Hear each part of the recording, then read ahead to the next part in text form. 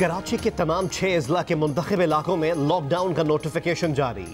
Commissioner Karachi के एलामिये के मुताबिक लॉकडाउन पर आज शाम 7 बजे से अमल दरामद होगा, जो 2 जुलाई तक जारी रहेगा। इन इलाकों में आने और जाने वालों को मास्क लगाना लाजमी होगा। तिजारती सरगर्मियों पर पाबंदी होगी। खाने पीने के सामान की दुकानें और मेडिकल स्टोर शाम 7 बजे तक खोले जा सकेंगे। घर से एक फर्द को सामान की खरीदारी की इजाजत होगी।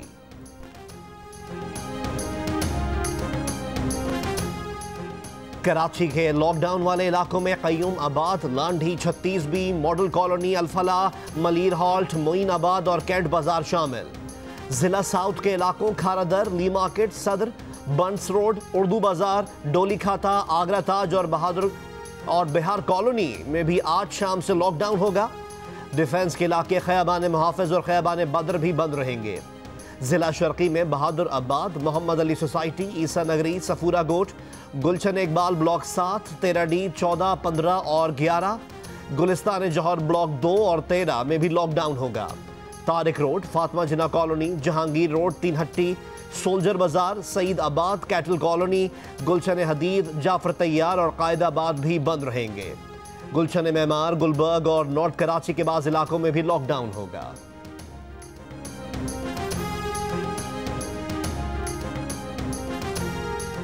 हैदराबाद के 90 से ज्यादा इलाकों में जुमे से 2 हफ्ते के लिए लॉकडाउन होगा।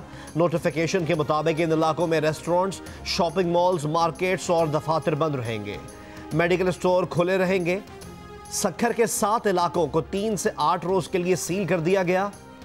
कोयटा में कोरोना वायरस से ज्यादा मुतासर 20 यूनियन काउंसिलों की निशानदही। हुकूमत बलूचिस्तान का आइंदा 2 रोज में इन इलाकों में लॉकडाउन का फैसला।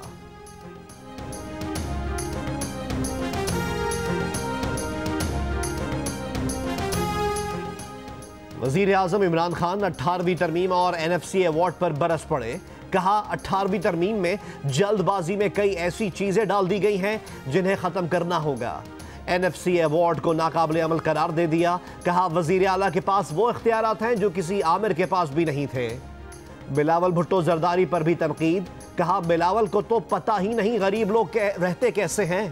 लॉकडाउन बिलावल हाउस में हो सकता है, उस कमरे में नहीं जहां 10 गरीब मौजूद हों।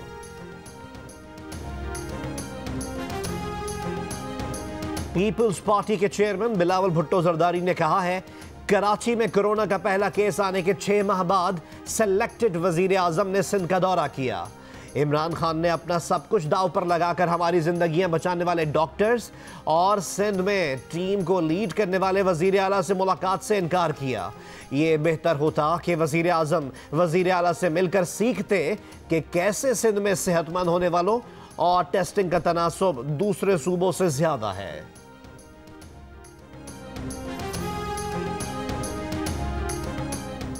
BNP मेंगल ने विफाक में हुकूमत से इत्तेहाद खत्म कर दिया। प्रोग्राम कैपिटल टॉक में गुफ्तगू करते हुए सरदार अख्तर मेंगल ने कहा कि यह फैसला अब बदला नहीं जा सकता।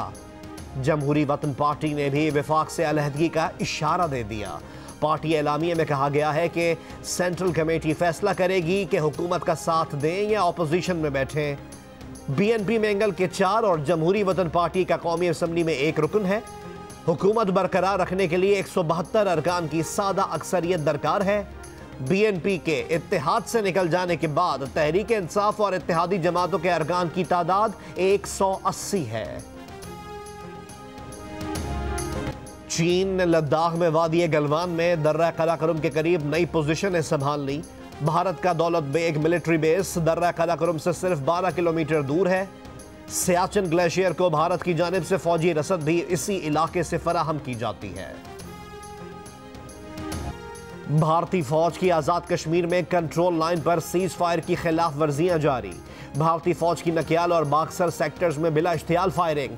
DGISPR के मुताबिक भारतीय फौज की बिला इश्तियाल फायरिंग से खातून समेत 4 शहरी शहीद हो गए। शोहदा का ताल्लुक रट्टा जब्र और लिवाना खैतर गांव से है। पाक फौज के जवानों का भारतीय फौज की फायरिंग का मौसर और भरपूर जवाब।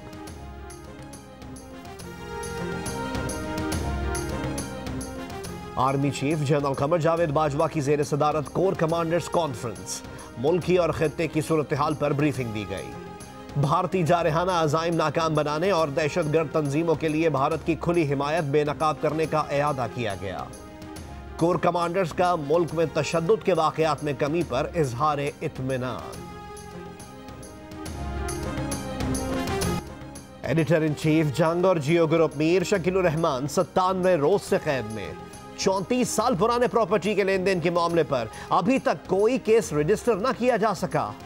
मीर शकील उर रहमान की गिरफ्तारी, रोजनामा जंग, द न्यूज और जियो टीवी बंद करने की कोशिशों के खिलाफ मुख्तलिफ शहरों में एहतजाज। अमरीकी सदर के साबिक मुशीर जॉन बोल्टन ने इंकशाफ किया है कि डोनाल्ड ट्रंप ने दोबारा इलेक्शन में फतह यकीनी बनाने के लिए चीन से मदद मांगी है। इससे पहले सदर ट्रंप ने यकसर मुख्तलिफ बयान दिया था जिसमें इल्जाम लगाया था कि चीन उन्हें हराना चाहता है। और 100 रोज बाद प्रीमियर लीग का पहला फुटबॉल गेम बिल आखिर शुरू होगा। एस्टन विला और शेफील्ड यूनाइटेड के दरमियान खेले गए इस मैच के आगाज पर खिलाड़ियों ने घुटने के बल बैठकर नस्ल परस्ती के खिलाफ इजहार यकजहती किया। कोरोना वबा से हलाक अफराद की याद में खामोशी इख्तियार की गई।